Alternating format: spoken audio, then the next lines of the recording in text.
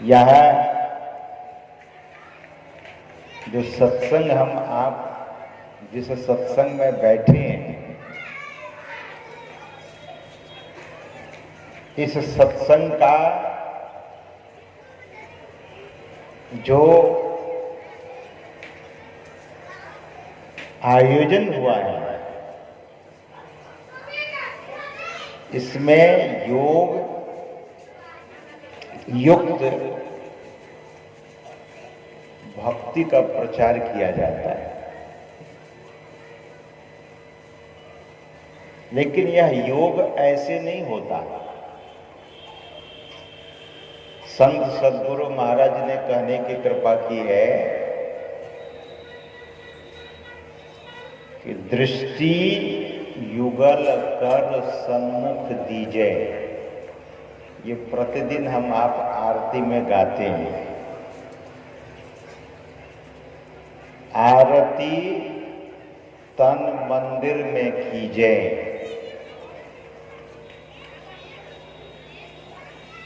पाठ में यह सुन रहे थे। योग दृष्टि की दोनों धारों को जो एक जगह एकाग्र करने में, जोड़ने में सफल हो जाता है, उनके द्वारा यह योग सिद्ध हो जाता है। बोलिए प्रेम से। दृष्टि की ऐसी रहस्यमयी चीज मां अपने बच्चे को कभी कभी दृष्टि से ही समझा देती है। मां जब करुणा की दृष्टि से देखती है बच्चे को, तो बच्चा को पता लग जाता है कि मां मुझसे स्नेह कर रही है। और जब मां घूर के देखती है, कड़ी नजर से देखती है, तो बच्चा को पता लग जाता है कि मां अभी कुपित है, गुस्से में है। दृष्टि हम आप देखने का काम तो करते ही हैं, लेकिन इकटक लेवे ताक, जो एक टक से देख लेता है, कहां? गुरु इंगित स्थान पर योग। लेकिन यह योग ऐसे नहीं होता। सद्गुरु महाराज कहते हैं, अंधकार में पड़े हैं और अंधकार में पड़ा हुआ कोई भी व्यक्ति के भीतर में घबराहट, भय, संशय, भ्रम, अंधकार। लेकिन सज्जनों, लोग अपने घर में जब बैठे होते हैं अंधकार में, अपने बिछावन पर बैठे होते हैं, तो थोड़ी देर के लिए निश्चिंतता तो रहती है, लेकिन हमेशा नहीं। पूज्यपाद महर्षि शाही स्वामी जी महाराज कहा करते थे कि आपका ही घर है, घर में अंधेरा हो, और जब आप अपने बिछावन पर से उठकर कहीं चलने लगते हैं और घर में घोर अंधेरा हो, तो आप अपनी ही चीजों से टकराकर दुख पा लेते हैं। तो हम आप इस शरीर रूपी नगर में, घर में रह रहे हैं, और इस घर में अंधकार। इसीलिए राधा स्वामी साहब कहते हैं कि खोज करो अंतर उजियारे, चटक चढ़ो नवद्वार। वे कहते हैं कि भीतर के प्रकाश की खोज करो। और सद्गुरु महाराज की वाणी में भी इस योग के संबंध में चर्चा आई है। क्या? योग हृदय में वासना तन वास है तो क्या, सत सरल युक्ति पासना और पास है तो क्या। एक स्थल पर सदगुरु महाराज कहते हैं कि खोज करो अंतर उजियारी, दृष्टिवान कोई देखा है। दृष्टिवान कोई देखा है, जिनके पास दृष्टि है। ध्यान दीजिए, धनवान किसको कहते हैं? जिसके पास धन है। विद्वान किसको कहते हैं? जिसके पास विद्या है। दृष्टिवान किसको कहते हैं? जिसके पास दृष्टि है। और ये दृष्टि उन्हीं की स्थिर होती है जिनके पास ओज होता है। जिसके पास ओज नहीं है, जिसके पास तेज नहीं है, कबीर साहब ने कहा कि तेज के आगे तेज विराजे, तेज कबीरा आरती साजे। तो तेज, शरीर में जो तेज है वह क्या है? ब्रह्मचर्य। महर्षि पतंजलि यम नियम में ब्रह्मचर्य की भी चर्चा कर देते हैं। महर्षि पतंजलि कहते हैं अहिंसा, सत्य, स्तेय, ब्रह्मचर्य और परिग्रह के 5 यम है। तो ब्रह्मचर्य की चर्चा है। सज्जनों,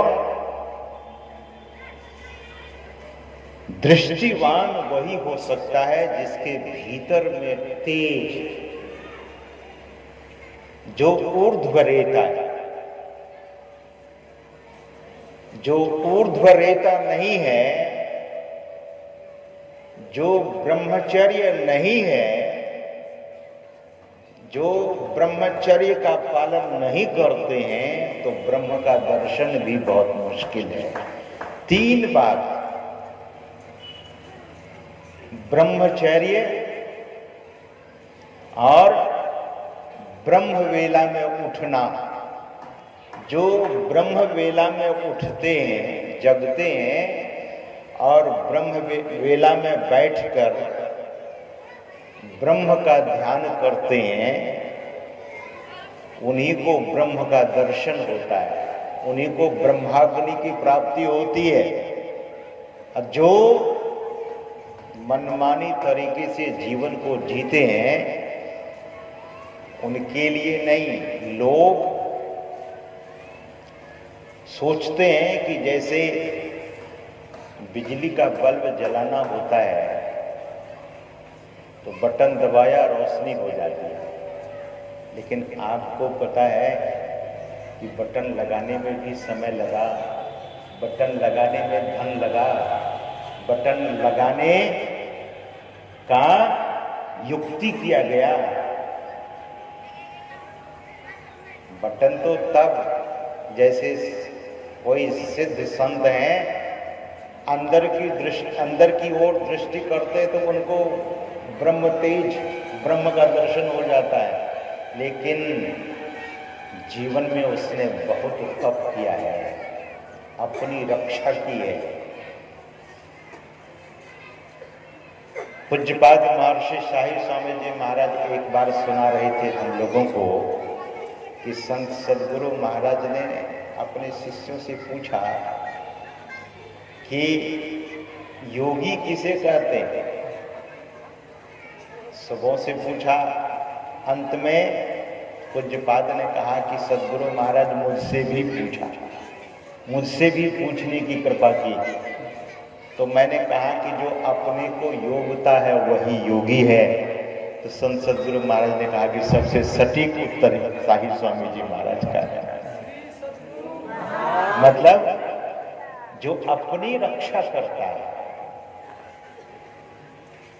अपनी रक्षा।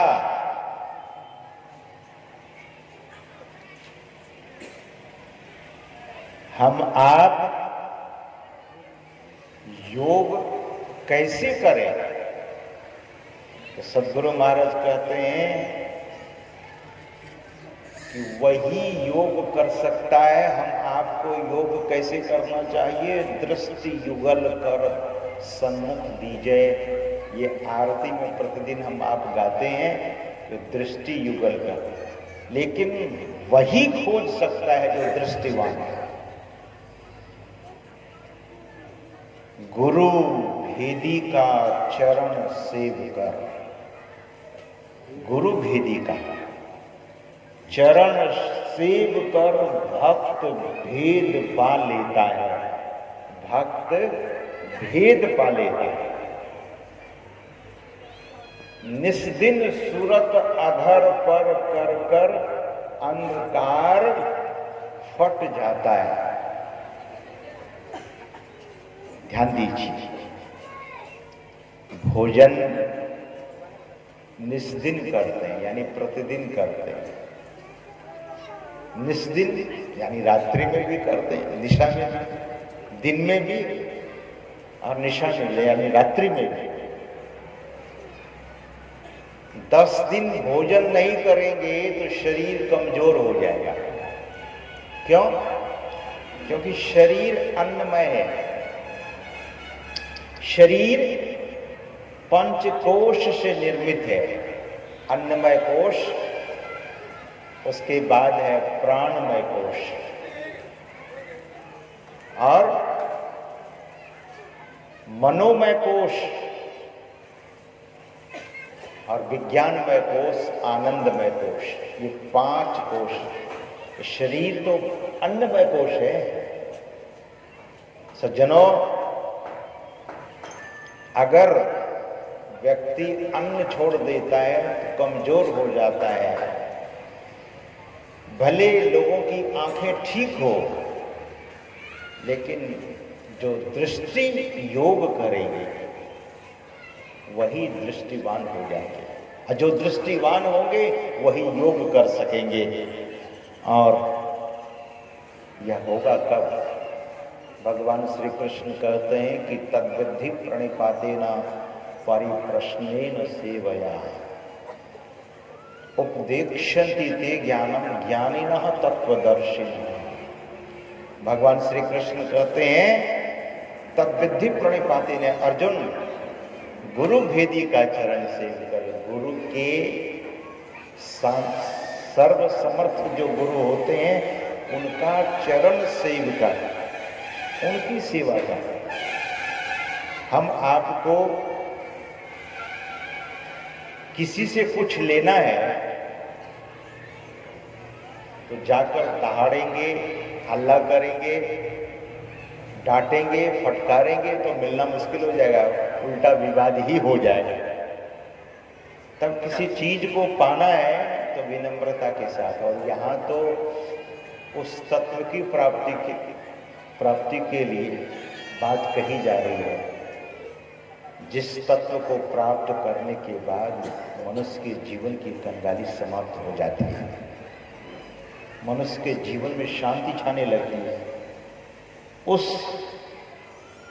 विशेष चीज की प्राप्ति के लिए, इसीलिए सद्गुरु महाराज कहते हैं कि गुरु भेदी का चरण सेव कर भेद भक्त पा लेता है।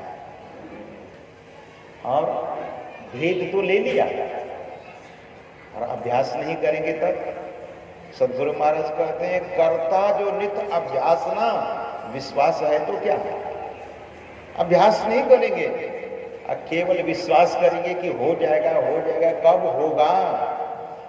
और सज्जनों, साधक और साधिका, जो साधक होते हैं, जो साधिका जन होती हैं, वे तो यही कभी कभी यही सोचकर कर लेंगे, ये काम हो जाएगा तब कर लेंगे। अच्छा, बेटी की शादी कर लेते हैं तब हो जाएगा, बेटे को सेटल्ड कर देते हैं तब हो जाएगा। This is absolutely pretension, completely pretension है, ये बहाना है और कुछ नहीं है। यह मन बहाना ढूंढ रहा है और यह मन दूर लेकर चला जा रहा है। इसलिए संत महापुरुष कहते हैं कि जीवन में बहुत विनम्रता होनी चाहिए। विनम्रता जिसके जीवन में है उनको सब कुछ मिल जाता है। तो सद्गुरु गुरु हरि चरण में प्रीति ना रूखा विचार किया। रूखा विचार से काम नहीं चलेगा।